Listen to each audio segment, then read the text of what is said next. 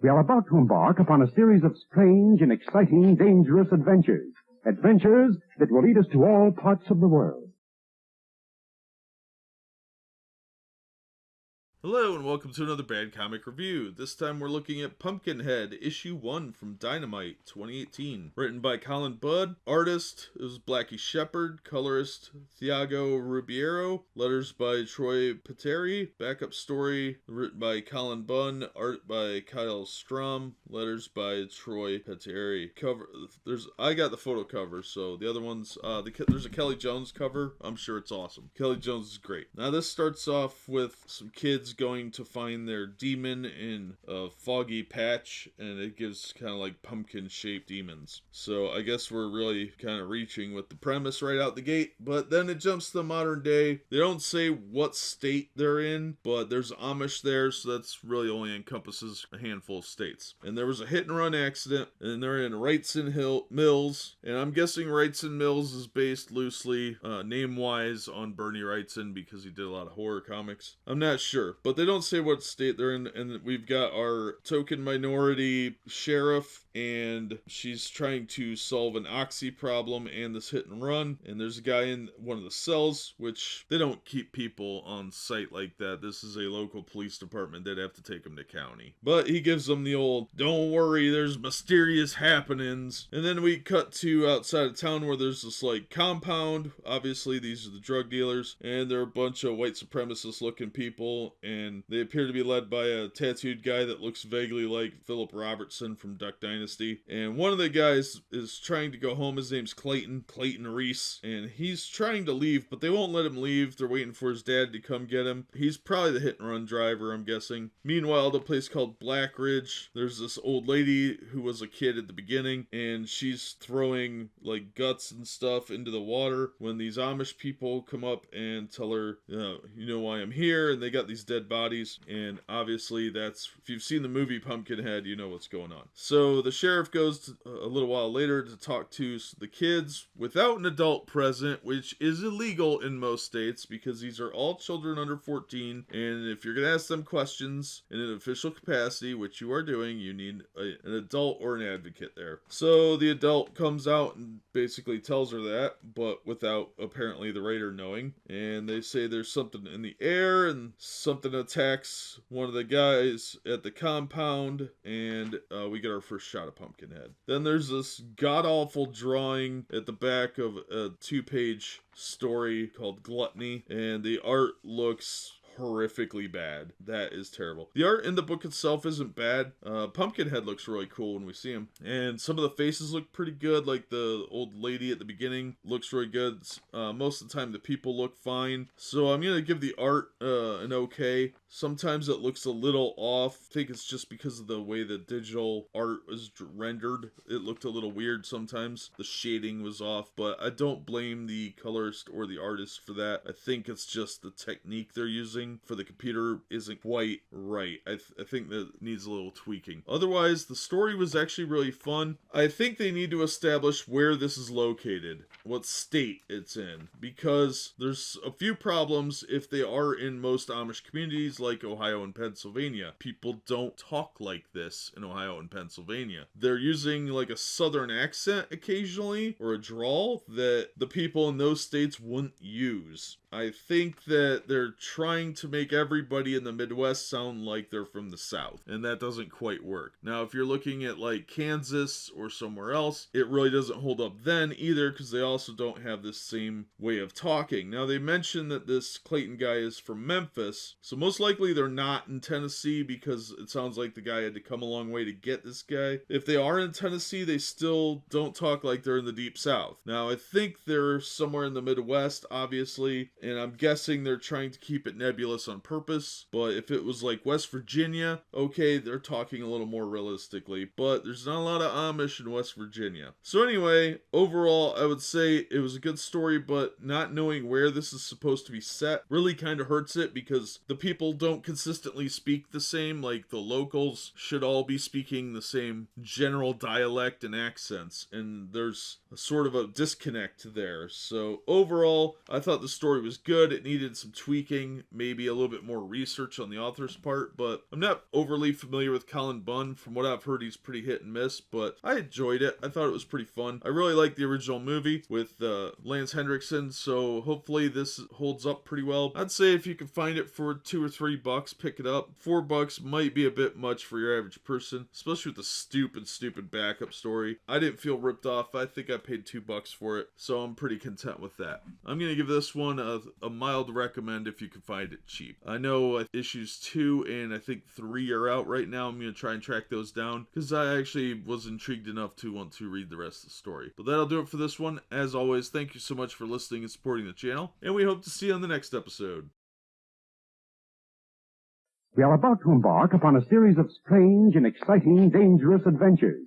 Adventures that will lead us to all parts of the world. Hello and welcome to another Bad Comic Review. This time we are looking at Pumpkinhead, issue 2. This is a 2018 miniseries from Dynamite. Both stories were written by Colin Bunn. The main story, art by Blackie Shepard. The backup story, art by Kyle Strahm. Colors by Thiago Ribeiro. And letters for both stories by Troy Pateri. I have cover B with art by Blackie Shepard and colors by Marie Enger. I was really not impressed with that cover. It's weird looking. What's going on Pumpkinhead's leg going into this lady's face? It just doesn't make a whole lot of sense. So the primary story, we've got this guy looking for revenge who has summoned Pumpkinhead, and of course they live like people did in the 1700s. I guess they're supposed to be kind of Amish or something, but they have a wagon. That's weird. So Pumpkinhead is out for vengeance while they're sitting around, and a bunch of guys with AKs try and shoot him down, and it doesn't really stop Pumpkinhead. But Clayton, who's one of the primary targets of Pumpkinhead and has this big deer skull tattoo, he is able to get away with these other two people,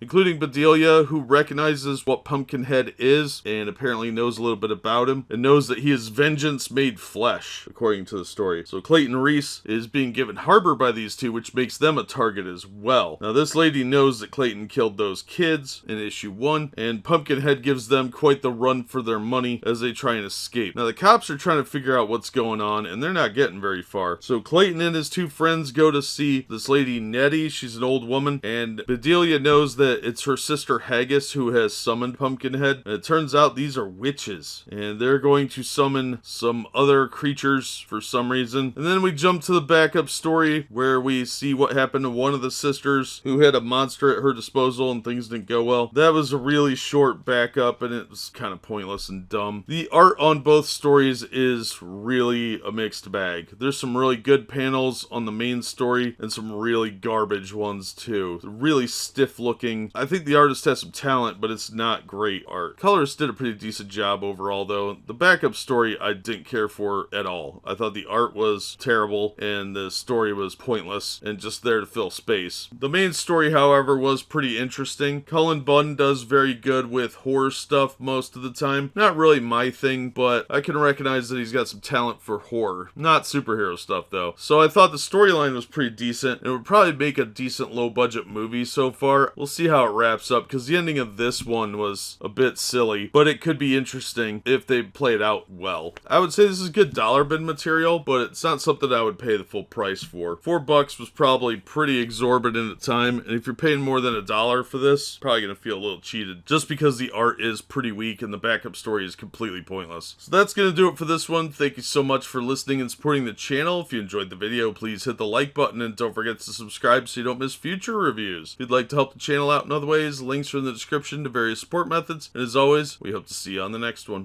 We are about to embark upon a series of strange and exciting, dangerous adventures. Adventures that will lead us to all parts of the world. Hello and welcome to another Bad Comic Review. This time we're looking at Pumpkinhead, issue 3. This is a 2018 miniseries from Dynamite. Story by Cullen Bunn. Main story art by Blackie Shepard. Backup by Kyle Strahm. Colors by Rancia Studio. Letters on both stories by Troy Pateri. I have cover A by Kyle Strahm with colors by Greg Smallwood. Assistant editor was Kevin Kentner. Associate editor Anthony Marquez. Matt Idelson, senior editor. Cover's okay. okay, but it's kind of boring. Pumpkinhead looks cool, but the other figure is okay. So the cops are going out to try and find out what's going on and who's targeting the Bellworths. They've got a local drunk that is giving them some information, so they're heading out to the Kincaids to try and talk to people there. Well, unfortunately, Pumpkinhead's also on the way to deal with Clayton and the others, so they're hiding out at a mobile home park, but Pumpkinhead isn't alone. The other deadly sins are after him because they're jealous that he is summoned more often as the demon of vengeance, I guess. So they begin to fight with him while the others have little talks, and the sheriff tries to find out what's really going on. Well, not all of these deadly sins are after Pumpkinhead. There is at least one heading over to where the sheriff is, and that is obviously going to lead to some conflict, and somebody else may be caught in the crossfire as well. Overall, this was okay. It's a little weaker than the previous issue. These other demons of the deadly sins, it's a little bit trite, but I'm willing to go along with it. It's not too badly written, but the art is definitely much more rushed looking in this one. People's proportions don't make a lot of sense. They have really big heads and really withery arms, so it doesn't seem to quite match up. The monsters look cool. Pumpkinhead looks good in pretty much every scene he's in, and the other monsters look pretty good too, but the humans look very odd at times, and it just looks like the artist really rushed it. Especially the disproportionate head to body ratio makes some people look like they have gigantic heads, and I don't know how this got through editorial because some of these pages should have been sent back, but it was okay. The backup story was actually starting to pick up a little bit. It's again another little 2-page segment of a broader story, but it was more interesting than the other installments. So unfortunately the miniseries is getting a little weaker. Hopefully it'll pick up with the next issue, but for back issue fare, it's not bad if you pull it out of a dollar box. If you pull the whole miniseries out and read it that way, it's entertaining enough that I didn't feel that $1's out of line for it. $4 though, cover price, not a chance. Nowhere near that level of value. And it's mostly because the art's bad. The story overall isn't too bad. This is just a fairly tepid installment so far. First 2 issues were much better. This issue, kind of a letdown, but not the worst thing I've ever read. And Cullen Bunn can usually do pretty decent horror stuff that's at least passable for the dollar bin. But the art in this one is just very, very rough. So if you don't grab it out of a dollar bin, you're probably going to regret your purchase and feel a bit cheated, because anything over that is really out of line. That's going to do it for this one. Thank you so much for listening and supporting the channel. If you enjoyed the video, please hit the like button and don't forget to subscribe so you don't miss future reviews. If you'd like to help the channel out in other ways, links are in the description to various support methods. And as always, we hope to see you on the next one. We are about to embark upon a series of strange and exciting, dangerous adventures. Adventures that will lead us to all parts of the world. Hello and welcome to another Bad Comic Review. This time we're looking at Pumpkinhead, issue 4. Main story and backup written by Cullen Bunn. Art on the first story was by Blackie Shepard, and Kyle Strahm did the art on the backup. Letters were both by Larger World Studios' Troy Pateri. Colors on the main story by Rancia Studio. I have cover B by Blackie Shepard with colors by Marie Enger. Cover's okay, but Pumpkinhead should have been centered, otherwise your eye just kind of wanders around, and you don't really know who you're supposed to be looking at here, so I would have made him a little bit more prominent, centered, probably a little larger. So Pumpkinhead has been distracted from hunting his prey, and Haggis is in some real trouble. There's also one of the creatures going after the sheriff and the members of the rival clan, and a lot of people do not make it out of that building. Now the story largely focuses on those 2 things, the weird freakish monster that's ripping people apart, and Haggis' attempts to escape the monster while Pumpkinhead gets his butt kicked. Now Bunt, the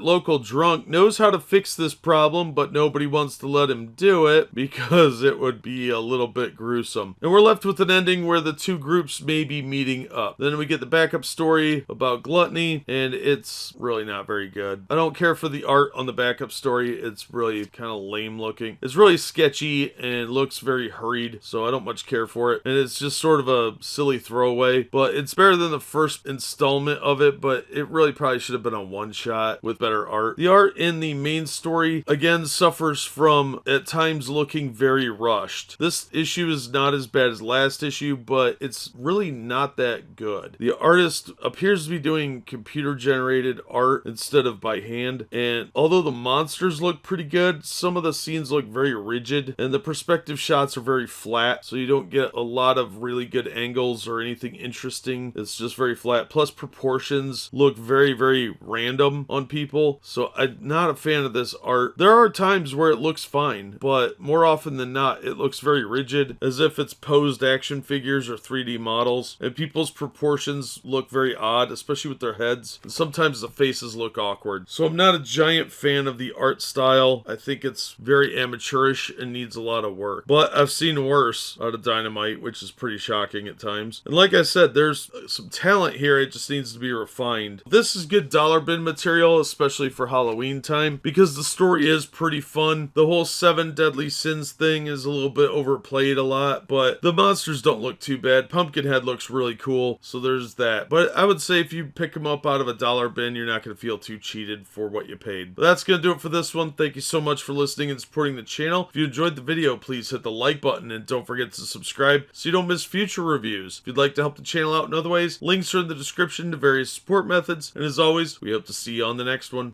We are about to embark upon a series of strange and exciting, dangerous adventures. Adventures that will lead us to all parts of the world. Hello and welcome to another Bad Comic Review. This time we're looking at Pumpkinhead, issue 5. This is a 2018 miniseries from Dynamite Comics, written by Cullen Bunn, art by Blackie Shepard, colors by Arancia Studio, letters by A Larger World Studios, Troy Pateri. Backup story was also by Cullen Bunn with art by Kyle Strahm, and letters by A Larger World Studios, Troy Pateri. I have cover A by Kyle Strahm. It's an okay cover. The pink's a little much. It should have been a darker color. It's supposed to look scary, and it contrasts poorly with the red, so it wouldn't have gotten me to buy the book just because it's kind of a weird image to have with a pink background, especially with the red blood there, so it didn't really work for me. Pumpkinhead is facing off with the other sins while the sheriff and Ernest Kincaid and assorted ilk are trying to find safety. The sheriff manages to stash most of the people at a random person's house and seizes their truck, because why not? And Kincaid starts to really feel the effects when Pumpkinhead is injured. Meanwhile, Clayton's daddy shows up and slaps some sense into him, and the sheriff decides to take Ernest and Haggis to reunite with the family. But Monster shows up, of course, and Haggis gets vengeful. That Pumpkinhead shows up with Clayton not long after that. Because in convoluted storytelling, things happened and suddenly bad guys don't exist anymore. It was kind of poorly executed on that front. But there is an interesting twist in how Pumpkinhead is dealt with that actually wasn't too bad. It made sense within the confines of the Pumpkinhead mythos, and I actually thought that the resolution made a lot of sense. The way the other monsters were dealt with was kind of short-sighted in a way. I had a problem with the way they got rid of the other monsters because they built them up over about 2 or 3 issues to make them out to be these super scary things, and then they just sort of vanish. But if you're just casually flipping through the book, it's not going to make a lot of sense. It does make sense within the context of what they're doing, but they could have explained it slightly better, I think. It just felt a bit rushed. Should have been foreshadowed a little more. As far as the Glutton backup story, that was effectively told to you in the last line of the previous issue, how that was going to play out, and it was forgettable. I really hated the art on that too. But the main story, the art was better than issue 4. There's still a lot of panels that really needed some work, but it wasn't great, but it was better than issues 2 and 3 and 4. Overall, the story wasn't bad as a story, but the art really hurt this book. It was way too sketchy and disproportionate, and often the weird anomalies in the perspectives and body positioning took me out of the story, so I didn't really care for it too much. But the story isn't bad. I did enjoy reading it. I think this is definitely something you want to grab out of a dollar bin if you're interested in reading it. It's not something I would seek out, but if I found all 5 issues in a dollar bin, I would probably be okay with with it. As far as paying more than that, it's not worth it. The art hurts the book too much. The backup story is ludicrously pointless, and there's a couple of flaws with the storyline itself. Overall, not the worst thing I've ever read. Not that scary, but I think it would have made a pretty decent movie if they explained the other sins a little bit better and the resolution on that was handled a little bit better. But if you come across them in a discount bin, I would say it's worth a read. Just expect to find some really mediocre and subpar art in about 3/4 of the books. That's gonna do it for this one. Thank you so much for listening and supporting the channel. If you enjoyed the video, please hit the like button and don't forget to subscribe so you don't miss future reviews. If you'd like to help the channel out in other ways, links are in the description to various support methods. And as always, we hope to see you on the next one.